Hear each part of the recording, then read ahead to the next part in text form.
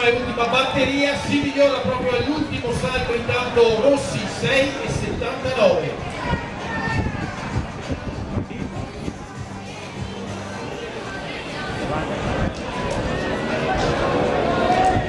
Prova in pedale nel lungo Marasco, ma proposta abbiamo anche le protagoniste della settima e ultima batteria dei 400. In corsia 1 Bonora e in corsia 8 Sartuni, in corsia 7 Pradelli, attenzione Marasco nel lungo, corsia 1 e 7 intanto Bonora e Pradelli, si appaiate sul rettilineo in questa settima e ultima batteria dei 400,